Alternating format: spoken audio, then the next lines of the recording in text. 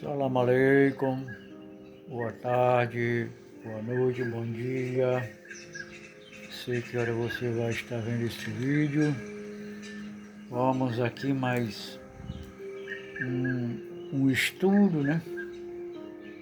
Estamos fazendo aqui uma série de estudos desmanchando todas essas mentiras, essas falsidades religiosas dos nossos dias de hoje, principalmente sobre esse cristianismo que está aí hoje, que prega muitas mentiras em nome de Deus, né?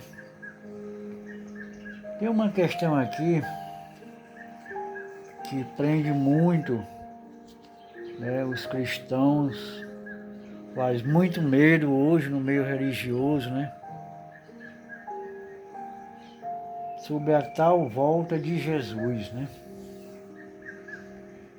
Jesus já veio, Jesus ainda virá. É sobre essa premissa que a teologia cristã se baseia, né?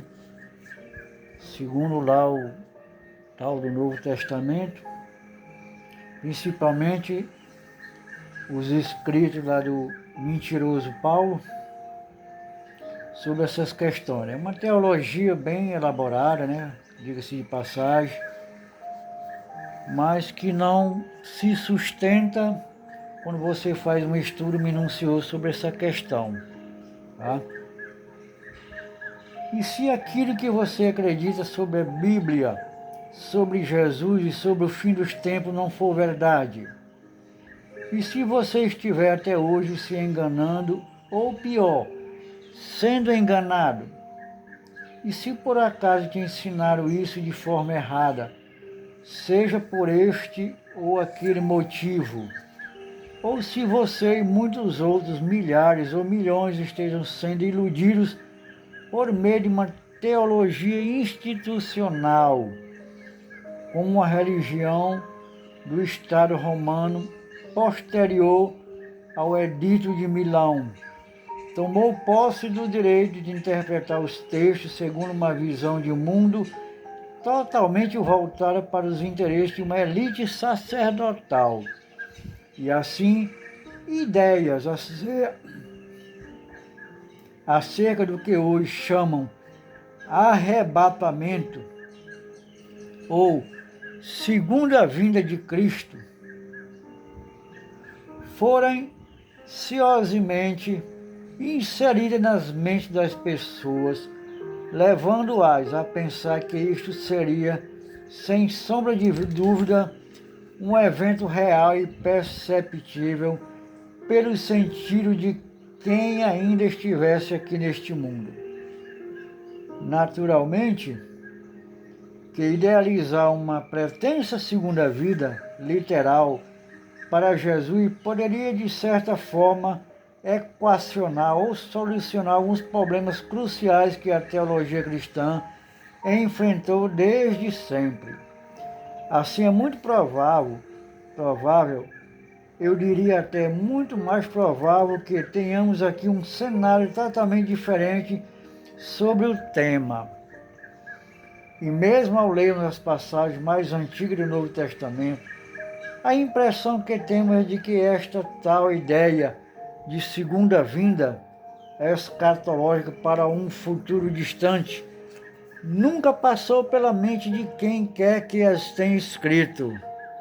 Hoje, em qualquer livraria cristã, quase 90% de tudo que está disponível é baseado em uma certa compreensão do que está para acontecer no chamado fim do mundo, fim dos tempos, né?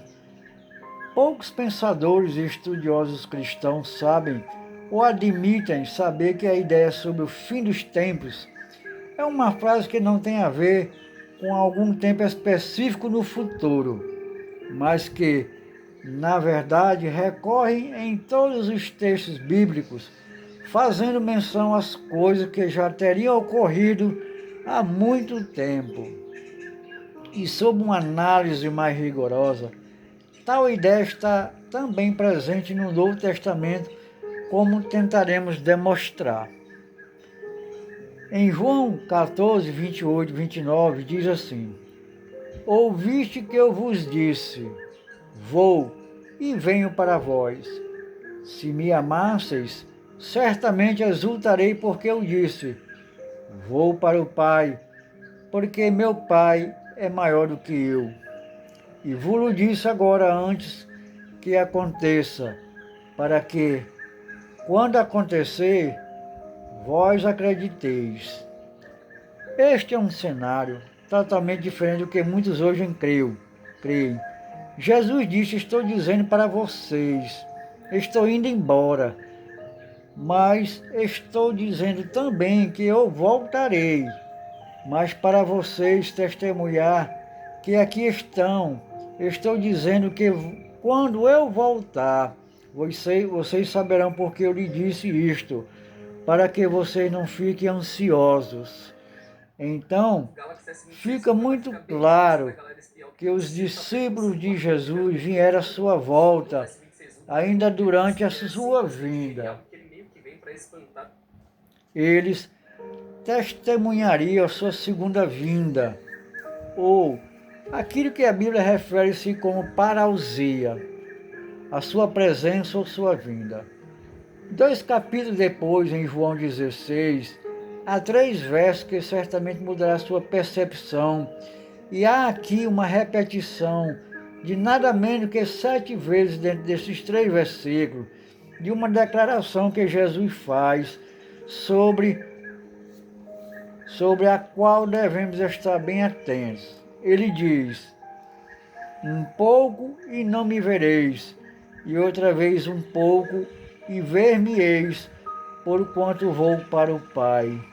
Então alguns dos seus discípulos disseram uns aos outros, o que é isto que nos diz? Um pouco e não me vereis, e outra vez um pouco e ver-me-eis, porquanto vou para o Pai. Conheceu, pois, Jesus que os queria interrogar e disse-lhes, indagais entre vós acerca disto que disse, um pouco e não me vereis, e outra vez um pouco e ver-me-eis. Vamos pensar logicamente por um momento. Em apenas 3 versículos, Jesus repete essa frase 7 vezes. Quanto tempo Jesus estaria ausente? Por um pouco de tempo. E quanto tempo mesmo ele estaria de volta? Em um pouco de tempo. 7 vezes a mesma declaração.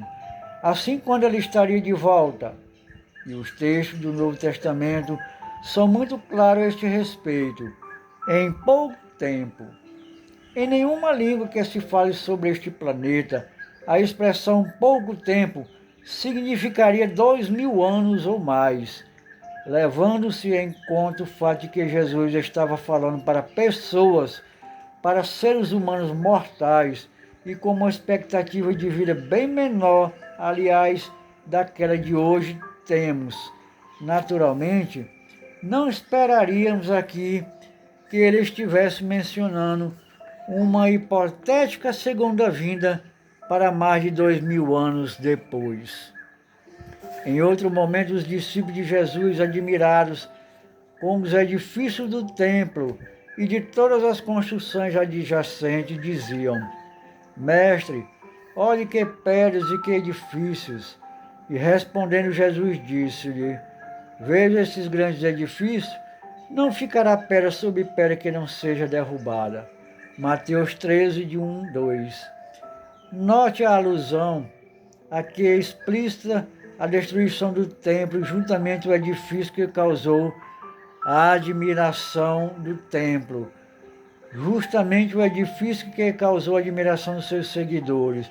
Logo mais adiante, ainda no mesmo contexto, o famoso sermão escatológico, agora em Mateus 24, os discípulos lhe perguntam, dize-nos quando serão essas coisas, e que sinal haverá da tua vinda e do fim do mundo. Mateus 24, 3.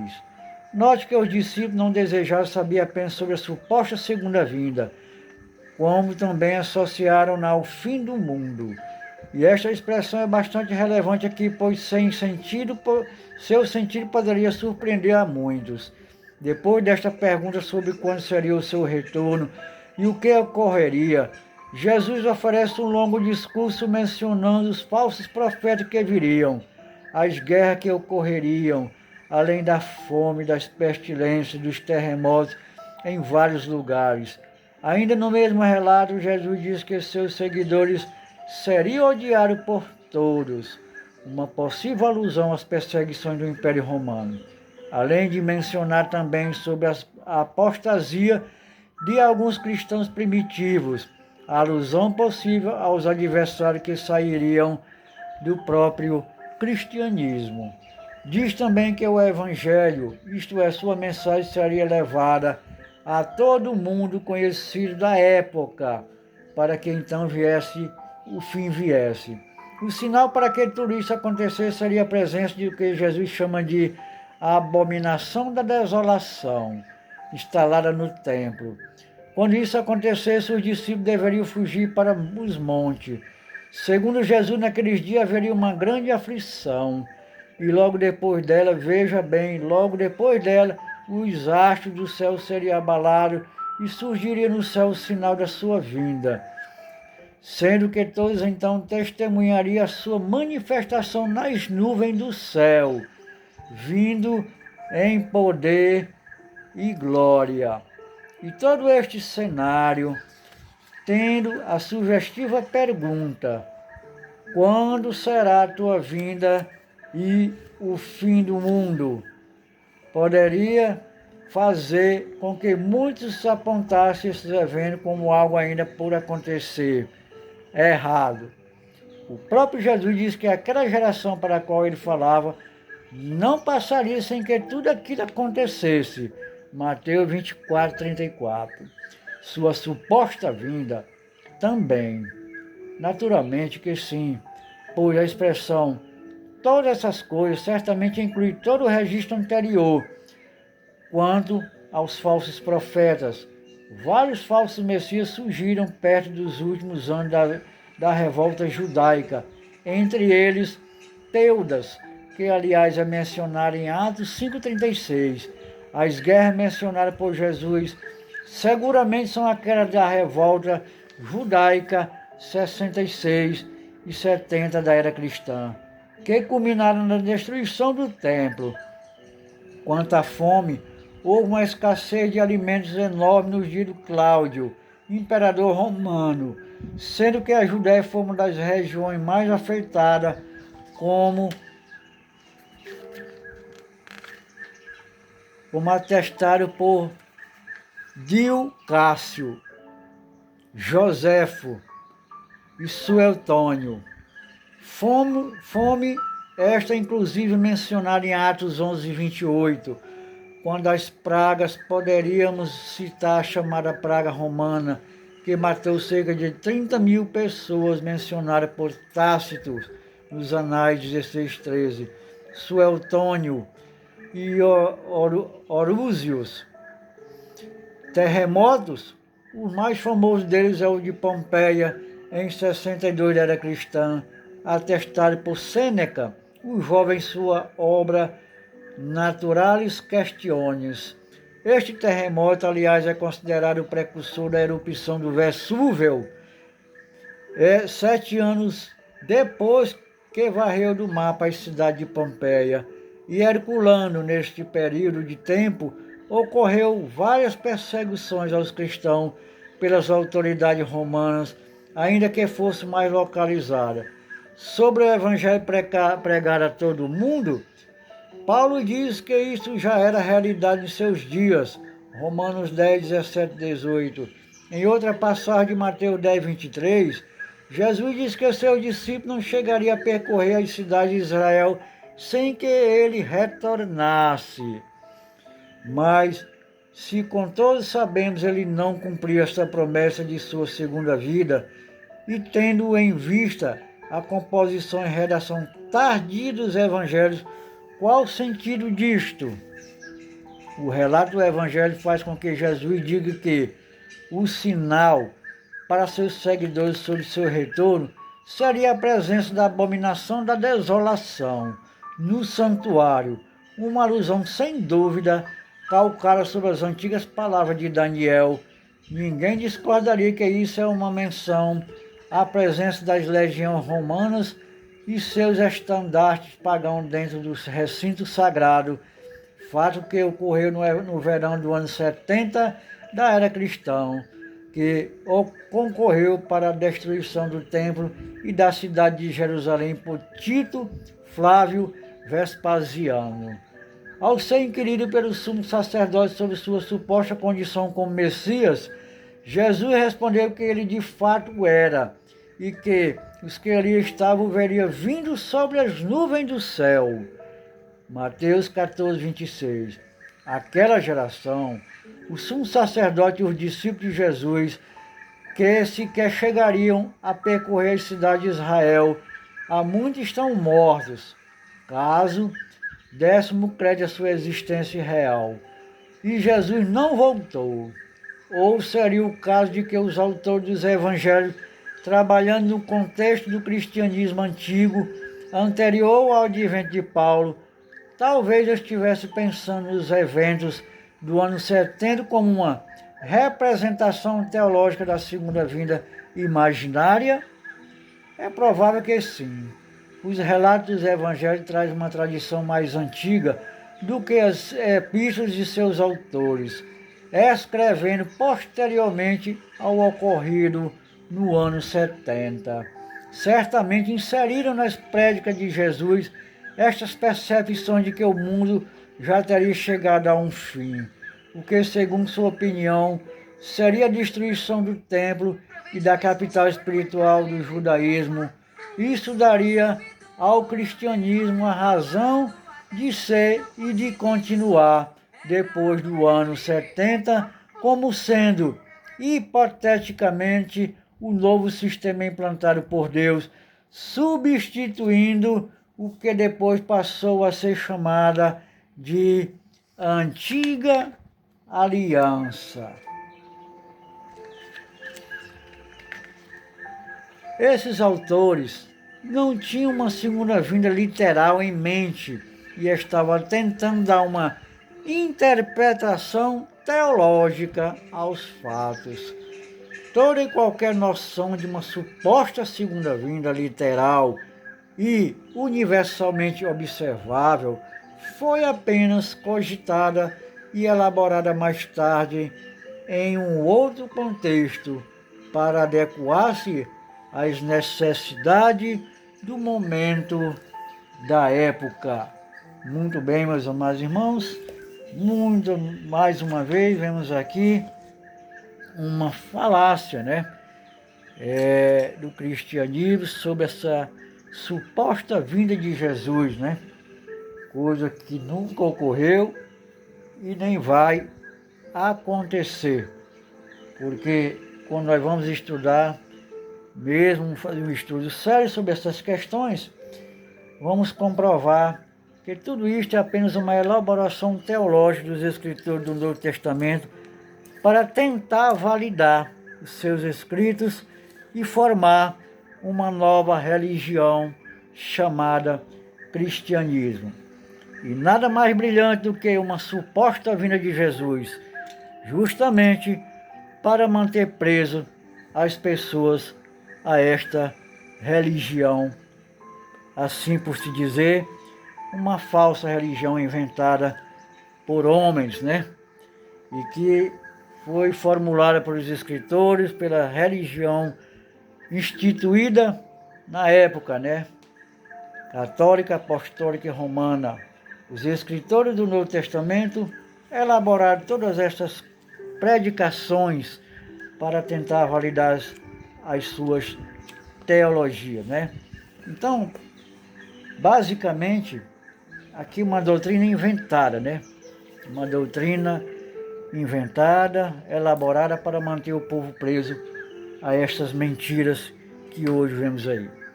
E nós aqui da verdadeira religião de Deus, estamos aqui para esclarecer todos esses fatos. Se você pretende ficar nesta mentira, isso não é problema nosso. Estamos aqui para esclarecer a verdade, doa a quem doer. E até uma próxima oportunidade. se Deus assim o permitir. Salah.